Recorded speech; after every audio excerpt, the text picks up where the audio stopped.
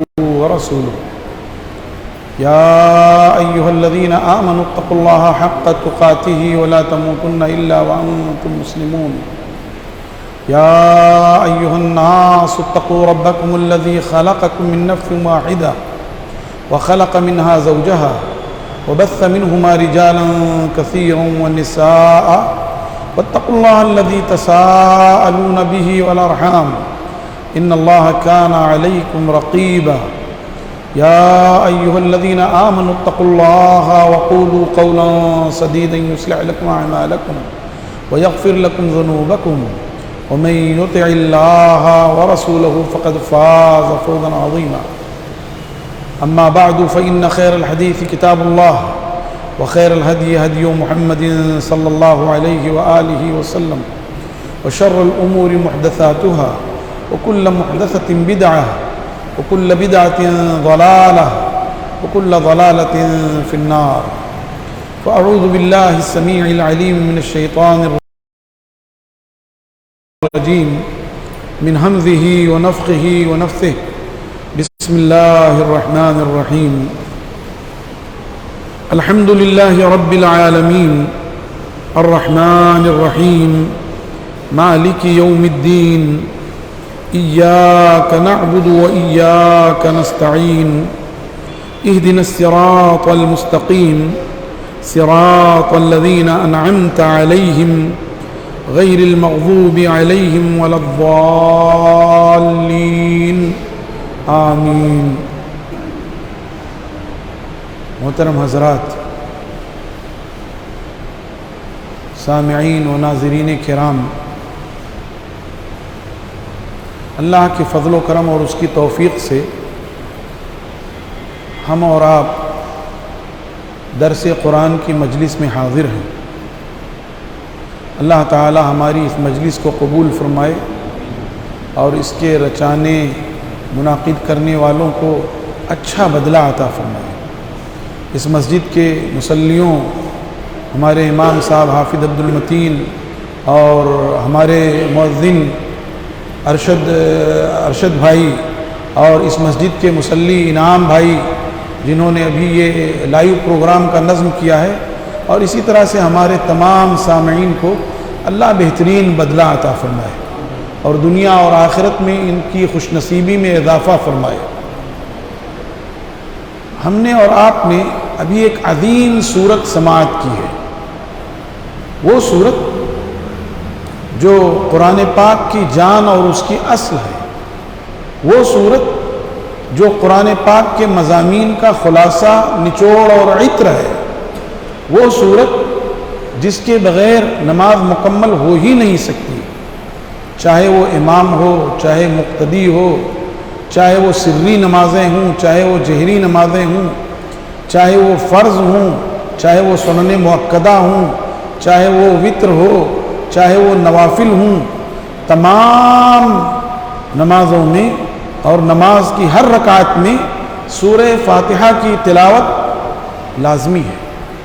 اور کیوں نہ ہو، یہ وہ صورت ہے جو فرش والے کو عرش والے سے ملا دیتی ہے۔ کیوں نہ ہو، اس صورت کے ذریعے بندہ اپنے رب کی عجیب و غریب تعریف کرتا ہے، بندے کا رواں رواں اور اس کا بال بال اور اس کا ایک ایک خلیہ، اس کا ایک ایک سیل اللہ کی تعریف میں ہوتا ہے۔ کیوں نہ ہو، اس لیے کہ بندہ اپنے رب کی تعریف کرنے کے بعد اپنے دل کی آرزو اپنے رب کے سامنے پیش کرتا ہے۔ یہ صورت کیوں نہ عظیم ہو کہ بندہ اس میں دنیا میں بھی اپنے لیے بھلائی مانگتا ہے اور آخرت میں بھی اپنے لیے بھلائی مانگتا ہے۔ یہ صورت عظیم کیوں نہ ہو کہ اس صورت کے ذریعے بندہ اپنے رب کی ربوبیت کا، اپنے رب کی الوہیت کا، اپنے رب کے اسماء اور صفات کا اقرار و اعتراف کرتا ہے اور اس کے مطابق زندگی گزارنے کا عزم اور تہیہ کرتا ہے اور اس کے مطابق اپنے رب سے معاملہ کرتا ہے۔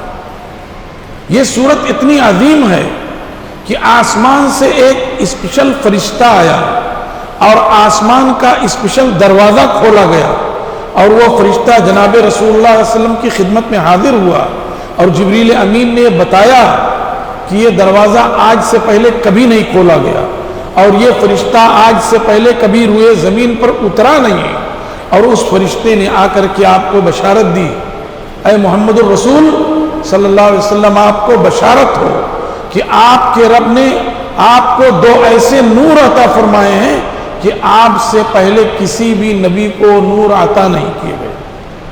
اس کا مطلب امت محمد صلی اللہ علیہ وسلم سے پہلے دنیا کی کسی امت کو وہ نور عطا نہیں کیے گئے۔ تو اب آپ دیکھیے کہ آپ فرش پہ ہیں اور آپ کے لیے عرش سے بشارت آ رہی ہے، آپ کا مقام کتنا بلند ہو گیا۔ یہ سورت انتہائی عظیم سورت ہے، اسی لیے اس سورت کو ام القرآن کہا گیا۔ جیسے تمام بستیوں کی اصل مکہ مکرمہ تو اس کو ام القرآن کہا گیا، جیسے تمام گناہوں کی جڑ اور بنیاد شراب ہے، اسی لیے اس کو کیا کہا گیا؟ ام الخبائث کہا گیا۔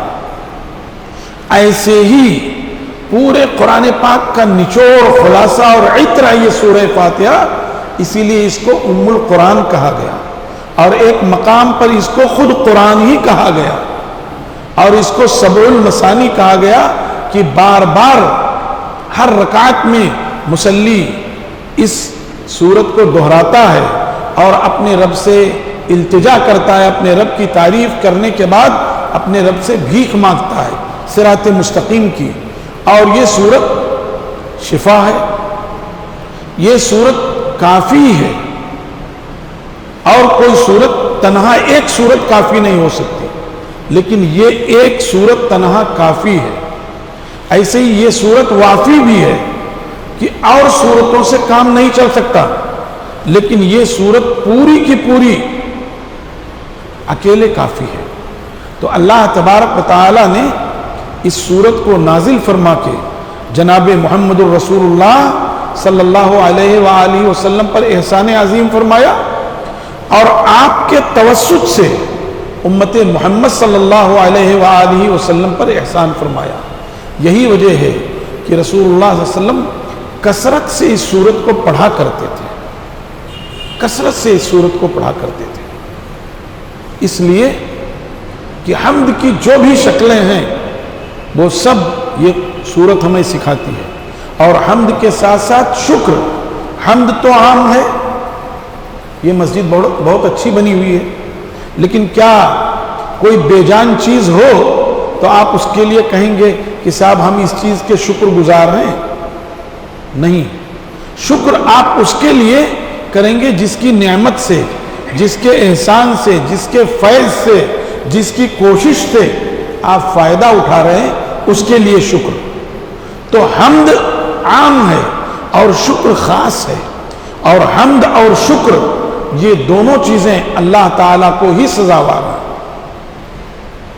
الحمد کہا گیا، تمام تعریف اللہ تعالیٰ کے لیے، اور پھر یہ کہا گیا الحمدللہ رب العالمین، اللہ کہہ کر کے گویا اس کی الوہیت کا اقرار و اعتراف ہے۔ اللہ اس ذات جلال کا نام ہے کہ جس کے سوا کوئی معبود نہیں، نہ کوئی بنا سکتا ہے، نہ کوئی بگاڑ سکتا ہے، نہ کوئی دے سکتا ہے، نہ کوئی لے سکتا ہے، نہ کوئی نفع و نقصان کا مالک ہے، ان ساری چیزوں کا مالک اللہ ہے۔ کائنات کو پیدا کرنے والا اللہ ہے، کائنات کو عدم سے وجود بخشنے والا اللہ ہے، کائنات کو رنگینی دینے والا اللہ ہے، کائنات میں درجہ بندی کرنے والا اللہ ہے، کائنات کے اندر پتوں کو سبزی اور پھولوں کو لالی اور ستاروں کو چمک اور چاند کو روشنی اور سورج کو تپش دینے والا اللہ ہے، بندوں کو روزی دینے والا، کسی کو کم دینے والا، کسی کو زیادہ دینے والا، کسی کو اولاد دینے والا، کسی کو محروم کرنے والا، کسی کو مذکر اولاد دینے والا، کسی کو مؤنث اولاد دینے والا، اور کسی کو مذکر اور مؤنث دونوں اولاد دینے والا اللہ ہے۔ اللہ رب العزت کا وہ نام ہے جس کو اسم اعظم کہا گیا ہے، اور اللہ کا کوئی ترجمہ نہیں ہو سکتا۔ اس لیے میرے بھائیوں اور دوستوں، کبھی اللہ تعالیٰ کے لیے ایشور، परमेश्वर, प्रभु, भगवान, ये लफ्ज दुरुस्त नहीं है। मुसलमान आज ज्यादा रोशन ख्याली का मुजाहरा करते हुए अल्लाह के लिए, अरे भगवान की कृपा से आपके लिए ये हो गया, गलत है। वही आदमी जो अल्लाह के नाम का तर्जुमा करके कहता है भगवान, अगर उसके नाम का तर्जुमा कर दीजिए तो आपे से बाहर हो जाएगा, जबकि उसकी क्या औकात है। लेकिन अगर उसके नाम का आप तर्जुमा कर दें तो गुस्सा हो जाएगा। इनायत भाई हमारे हैं, लाइन को अच्छा रखें। अब मैं इनका तर्जुमा करके बोलूं, अरे भाई दादो देहिश इधर आओ, दादो देहिश इधर आओ, तो मेरी तरफ मुड़ के देखेंगे भी नहीं, उनको अच्छा भी नहीं लगेगा। क्यों? इतना अच्छा नाम है और उसका हमारा नाम का तर्जुमा कर रहे हैं, नाम बिगाड़ रहे हैं। तो अल्लाह जो कायनात का मालिक है, उसके नाम का साथ ईश्वर, परमेश्वर, भगवान, अब बहुत से लोग खुदा भी बोलते हैं, वो भी नहीं बोलना चाहिए, खुदा नहीं बोलना चाहिए। जब अल्लाह का नाम अल्लाह है तो उसके नाम को ही लो ना भाई। वलिल्लाहिल अस्माउल हुस्ना फदउहु बिहा, अल्लाह ताला ही के तमाम अच्छे अच्छे नाम हैं, सो अल्लाह ताला को उसके उन नामों से पुकारो। तो अल्लाह कहकर गोया उसकी उलूहियत का इकरार, अल्लाह ये सारी इबादतें, ये सारा तजर्रुर, ये सारा खौफ, ये सारी खशियत तेरे लिए है। तुझी से आरजू रखते हैं, तुझी से उम्मीद लगाते हैं, तेरे ही जनाब में हाजिर होते हैं, तेरे ही बारगाह में अपनी पेशानी टेकते हैं, तुझी से अपने नर्म और गर्म सांसों को पेश करते हैं, तेरे ही सामने आहुजारी करते हैं। तू हमारा माबूद है। इबादत का मतलब यह है कि अल्लाह के सामने आजिज़ी, तजर्रो, खुशू और खुजू की इंतहा कर देना, गायत व अक़सद तज़ल्लुल, झुक जाने की इंतहा कर देना, और उसके जरिए अल्लाह की रजा चाहना और उसके जरिए अल्लाह के गजब से बचना। तो अल्लाह कहा गया, गोया उसकी उलूहियत का इकरार हो गया। रब्बिल आलमीन कहा गया तो उसकी रुबूबियत का इकरार है। रुबूबियत के इकरार का मतलब यह है कि कायनात को, दुनिया को पैदा करने वाला, उसको बनाने वाला, उसको संवारने वाला, उसको जिंदगी देने वाला, उसको मौत से दो चार करने वाला अल्लाह है। रोजी देने वाला, कम रोजी देने वाला, ज्यादा रोजी देने वाला अल्लाह है। ये रुबूबियत है, हमारा इकरार व एतराफ है। जो तमाम जहानों का रब है, और आलमीन जब कह दिया तो पूरी दुनिया उसमें आ गई। एक तो आलमीन की तफसीर में ये बात कही गई, हर मखलूक मुकम्मल आलम है। इंसान मुकम्मल आलम, जिन्नात मुकम्मल आलम, फरिश्ते मुकम्मल आलम, और जानदार जो हैं वो मुकम्मल आलम। इन जानदारों में चरिंदे मुकम्मल आलम, परिंदे मुकम्मल आलम, दरिंदे मुकम्मल आलम, रेंगने वाले मुकम्मल आलम, ऐसी जमादात मुकम्मल आलम की उनको भी रोजी देता है। इसीलिए आलमीन कहा गया। अल्लाह कौन? अल्लाह वो जो रब्बुल आलमीन है।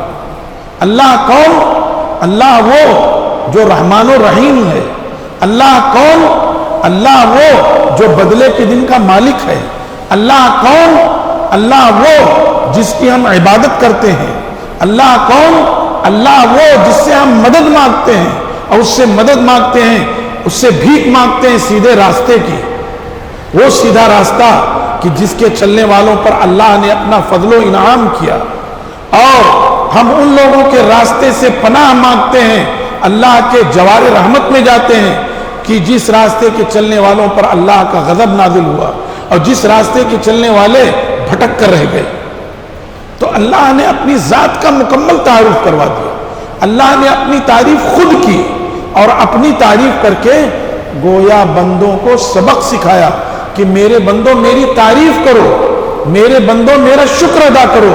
तुम मेरी तारीफ करोगे, तुम मेरा शुक्र अदा करोगे, लाज़ीदन्नकुम, और ज्यादा कर देंगे हम, और तुम्हारी इज्जत बढ़ाते चले जाएंगे, तुम्हारा दर्जा बुलंद करते चले जाएंगे, तुम्हें जन्नत में दाखिल करके दर्जा बुलंद करते करते फिरदौस तक पहुंचा देंगे, तुम्हें शुहदा, सिद्दीकीन, सुलहा और औलिया के साथ शामिल कर लेंगे। तुम जरा मेरे सामने मांग कर तो देखो, मेरे सामने आंसू बहा कर तो देखो, میرے سامنے سسکیوں سے رو کر تو دیکھو، میرے سامنے اپنی نرم گرم آہیں اور نالے پیش کر کے تو دیکھو، میرے سامنے اپنے آپ کو جھکا کر کے اور اپنی جبین نیاز کو خم کر کے تو دیکھو، میں تمہیں کتنا بلند کر دیتا ہوں۔ اللہ کے پیارے حبیب اور خلیل جناب محمد الرسول اللہ صلی اللہ علیہ وآلہ وسلم فرماتے ہیں، من تواضع للہ رفعہ اللہ، جو اللہ تعالیٰ کے لیے جھکتا ہے اللہ تعالیٰ اس کا درجہ بلند کر دیتے ہیں، اٹھا دیتے ہیں اس کو۔ تو رب العالمین، اور ایک عالم یہ ہے، ایک عالم ارواح ہے جس میں ہم سب سے عہد لیا گیا الستو بربکم، ایک یہ عالم دنیا ہے جس میں ہم اور آپ جیتے اور بستے ہیں، ایک عالم برزخ ہے کہ مرنے کے بعد سے لے کر کے اور دوبارہ اٹھائے جانے تک، قیامت تک برزخ کی زندگی ہے، اور ایک عالم آخرت ہے۔ یہ چار دنیایں ہیں اور ان چاروں دنیاؤں کا اللہ تعالی مالک ہے، اور اتنا بڑا رب ہے کہ اس نے اپنے بارے میں فرما دیا وہ رحمان ہے، اس کی رحمت عام ہے، کافر و مشرک، فرما بردار نافرمان، اپنے پرائے، مومن کافر، سب کے لیے عام ہے، چھوٹے بڑے، بادشاہ گدا، امیر غریب، سب کے لیے عام ہے، جانداروں کے لیے، بے جانوں کے لیے عام ہے، عقل والوں کے لیے عام ہے، بے عقلوں کے لیے عام ہے، انسانوں کے لیے عام ہے، جنوں کے لیے عام ہے، وہ رحمان ہے۔ اور کیا کہا؟ رحیم بھی ہے، لیکن رحیم اپنے مومن بندوں پر ہے، اسی لیے رحمان دنیا اور آخرت دونوں کو شامل ہے، اور رحیم صرف آخرت کو شامل ہے۔ اور پھر اللہ نے بتا دیا کہ اے انسانوں، جو اپنی چھوٹی چھوٹی بغیچیوں پہ، حویلیوں پہ، بنگلوں پہ، سائزنوں پہ، لوموں پہ، اپنی چھوٹے چھوٹے اسٹیٹ پہ، چھوٹی چھوٹی سلطنت پہ، چھوٹے چھوٹے ملکوں پہ نازا ہو، سنو ایک دن ایسا آنے والا ہے تمہاری بادشاہتیں، تمہاری یہ ملکیت، تمہارا سارا کا سارا ختم ہو جائے گا، کچھ نہیں رہ جائے گا۔ مالک یوم الدین، بدلے کے دن کا مالک۔ اور اللہ نے فرمایا لمن الملک اليوم، آج کے دن کس کی بادشاہت ہے؟ سب خاموش ہوں گے، نہ انبیاء جواب دے سکیں گے، نہ رسول جواب دے سکیں گے، نہ صدیقین صلحاء جواب دے سکیں گے، نہ پیر مرید جواب دے سکیں گے، کوئی جواب نہیں دے سکے گا۔ پھر اللہ خود ہی فرمائے گا للہ الواحد القہار، سنو آج کے دن یہ بادشاہت اکیلے اللہ کے لیے ہے، جو قاہر بھی ہے اور غالب بھی ہے، جو رحمان بھی ہے اور رحیم بھی ہے، اسی کی بادشاہت ہے، اور ساری بادشاہتیں ختم ہو جائیں گی۔ اللہ فرمائے گا این المتکبرون وین الجبارون، متکبرین کہاں ہیں اور سرکش کہاں ہیں، اور سب اس کی مشیت اور اس کے غلبے اور اس کے قہر کے تحت ہوں گے، سب کا معاملہ خراب ہو جائے گا۔ تو بتایا مالک یوم الدین، اور پھر بندہ تعریف کرتے کرتے کہتا ہے اللہ یہ سب کچھ تیرا، یہ نگاہ تیری، یہ کان تیرا، یہ زبان تیری، یہ ناک تیری، یہ پیشانی تیری، یہ ہاتھ تیرے، یہ پیر تیرے، یہ دل و دماغ تیرا، ہم نے یہ سب تیرے راستے میں وقف کر دیا۔ ایاک نعبد، ہم تیری ہی عبادت کرتے ہیں، اور عبادت کے جو بھی افعال ہیں سب تیرے لیے خاص کرتے ہیں، چاہے وہ نظر ہو، چاہے وہ نیاز ہو، چاہے وہ صلاۃ ہو، چاہے وہ تعظیم ہو، چاہے وہ اللہ سے چپکے چپکے ڈرنا ہو، چاہے خشوع و خضوع ہو، ساری عبادتیں اللہ تیرے لیے خاص کرتے ہیں، سب تیرے لیے۔ یعنی انداز دیکھیں، ایاک نعبد، اللہ ساری ہم صرف اور صرف تیری ہی عبادت کرتے ہیں، اور کسی کی نہیں، صرف تیری ہی عبادت کرتے ہیں اور کسی کے لیے نہیں۔ اور جب تیری ہی عبادت کرتے ہیں تو نستعین، تجھی سے مدد بھی چاہتے ہیں، عبادت بھی تیرے لیے اور مدد بھی پھر تجھی سے چاہتے ہیں، تیری مدد کے بغیر کچھ نہیں ہو سکتا۔